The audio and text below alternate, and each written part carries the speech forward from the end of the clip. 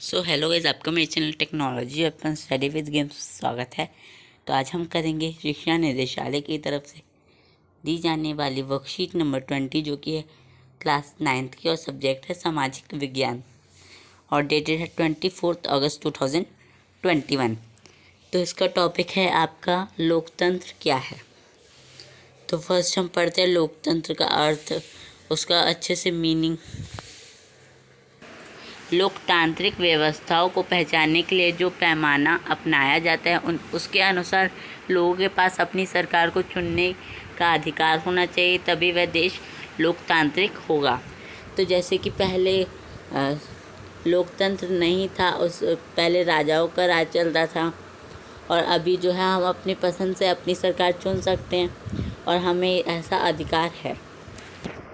और नेक्स्ट अर्थात लोकतंत्र शासन का एक ऐसा रूप है जिसमें शासकों का चुनाव लोग करते हैं। तो इसका मतलब हो गया कि लोकतंत्र एक ऐसा रूप है जिसमें हम अपने शासकों का, जो हम पे राज कर सकते हैं, उनका चुनाव हम खुद करते हैं। कुछ गैर लोकतांत्रिक देश जैसे म्यांमार, जहाँ के सैनिक शासकों का चुनाव लोगों ने नहीं किया और यहाँ शासक के फैसलों में लोगों की कोई भागीदारी नहीं है। वैसे ही नेपाल के राजा सऊदी अरब के शासक लोगों द्वारा नहीं चुने गए, बल्कि राज परिवार के जन्म लेने के कारण उन्होंने ये हक पाया। तो जैसे कि कुछ ऐसे देश हैं जिनमें अभी भी लोकतंत्र नहीं चल रहा, लोगों को वो अधिकार नहीं मिले कि वो अपने शासकों को खुद ही चुन सकें।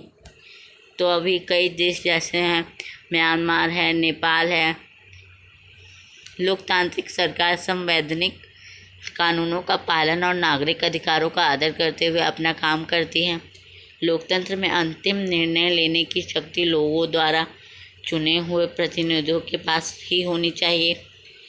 लोकतंत्र निष्पक्ष और स्वतंत्र चुनाव पर आधारित होता है, ताकि सत्ता में बैठे लोगों के लिए जीत हार के समान अवसर हो।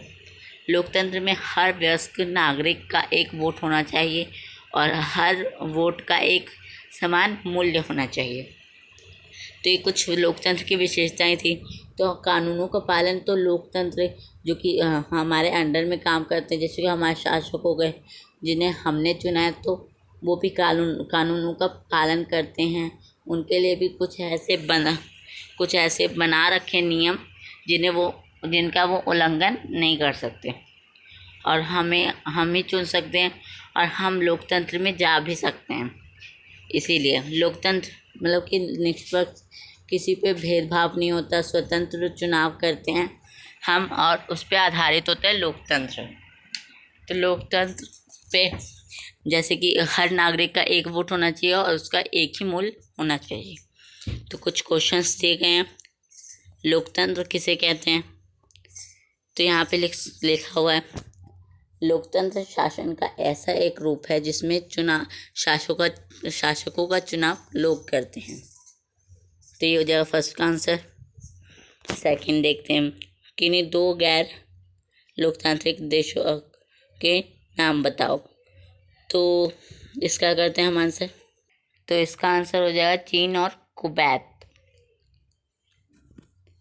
चीन, कुवैत। तो ऐसे कई देश होते हैं, तो आप इनमें से अलग चाहे तो इसका भी आंसर लिख सकते हैं अलग से। नेक्स्ट, लोकतंत्र में प्रमुख फैसले लेने का अधिकार किसके पास होता है? लोकतंत्र में प्रमुख फैसले लेने का मतलब कि चुने गए प्रतिनिधियों के पास ही होना चाहिए अंतिम निर्णय लेने का। और ये रहा, यहाँ से यहाँ तक पूरा लिख देंगे। एक व्यक्ति एक वोट एक मूल्य से आप क्या समझते हैं? तो इसका मतलब है कि हर किसी के पास अपना एक खुद का अधिकार होना चाहिए, उसमें किसी में भेदभाव नहीं होना चाहिए। तो आप ये इसका छोटा सा आंसर लिख देंगे। लोकतंत्र में स्वतंत्र और निष्पक्ष चुनाव क्यों होना चाहिए? क्योंकि स्वतंत्र मतलब कि कोई किसी भी चुन सकता है, ज़बरदस्ती नहीं होनी चाहिए कि उसे ही चुनो, और निष्पक्ष बिना किसी में भेदभाव किए। तो इसलिए होना चाहिए क्योंकि ताकि कोई गलत नेता या फिर कोई गलत पॉलिटिशियन ना बन जाए और हमारे फैसले ना ले सके। तो इसका आंसर लिख देंगे। तो ये थी वर्कशीट कंप्लीट करके अपने टीचर से ज़रूर चेक करवाइए। मेरे चैनल को सब्सक्राइब कर दीजिए, मेरी वीडियो को लाइक कर दीजिए। Thank you and bye.